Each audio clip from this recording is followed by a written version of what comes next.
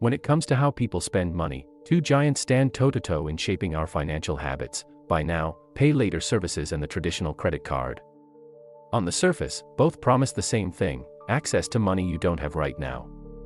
But beneath the glossy marketing and sleek app designs lies a deeper story about psychology, profit, and the future of consumer debt. Buy now, pay later, often shortened to BNPL, exploded in popularity over the past few years because it sold itself as the friendlier, more modern alternative to credit cards. Instead of revolving credit lines, interest rates, and mysterious fees, BNPL companies offered shoppers a simple pitch: split your payment into smaller installments. No interest, no hidden tricks. It was easy, it was digital, and it looked like the antidote to the complicated world of credit cards. For many consumers, especially younger generations tired of traditional banks, this felt like a revolution. But revolutions in finance always come with fine print, and the rise of BNPL is no exception. Credit cards, for all their flaws, are deeply entrenched in our financial systems. They built their empire not just on lending money but on creating a culture of spending.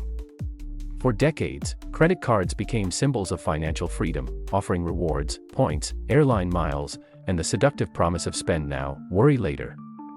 The genius of credit cards is that they made debt look like lifestyle. They don't just give you a tool to pay, they give you a reason to keep using it. And the entire ecosystem, from banks to merchants, was designed to profit from every swipe. Interest rates on unpaid balances remain one of the most lucrative parts of consumer banking, and despite endless warnings, millions of people carry credit card debt month after month. Yet, unlike BNPL, credit cards also carry with them protection, fraud insurance, credit score building, and global acceptance. For all the traps they set, they also play an indispensable role in how economies function. BNPL companies, however, change the narrative by removing the intimidation factor. Instead of sitting down with a bank, getting approved for a line of credit, and navigating terms buried in paperwork, a consumer only has to click a button at checkout. For payments, spread across weeks. No interest. No strings attached, or at least, that's how it feels. This frictionless design is what makes BNPL powerful. It doesn't just make spending easier, it makes it invisible.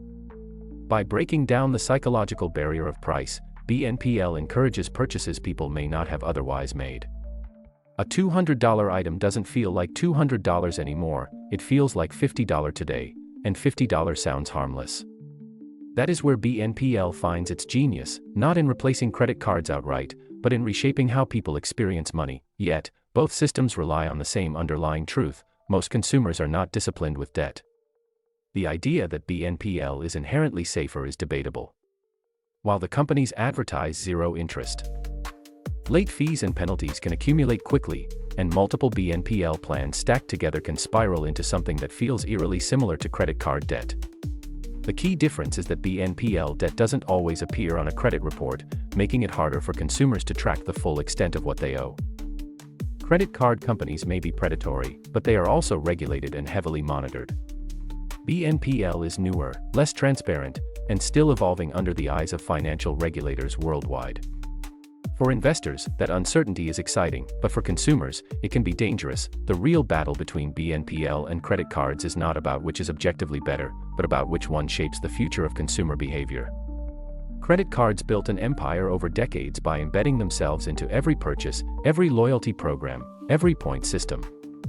BNPL, on the other hand, is capitalizing on the frictionless digital age, integrating seamlessly with online shopping, social media, and even younger consumers who never wanted a credit card in the first place.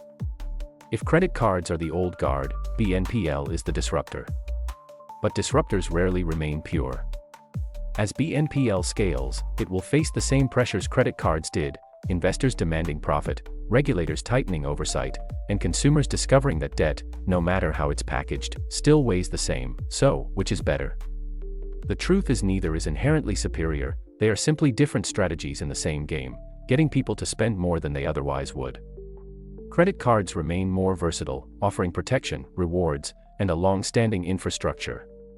BNPL shines in accessibility, simplicity, and the psychology of making purchases feel lighter. For disciplined spenders, BNPL may offer a safer way to budget big purchases. For those seeking long-term financial health, credit cards, with responsible use, still provide tools for building credit and reaping rewards. But for the average consumer caught between clever marketing and human impulsiveness, both carry the same danger.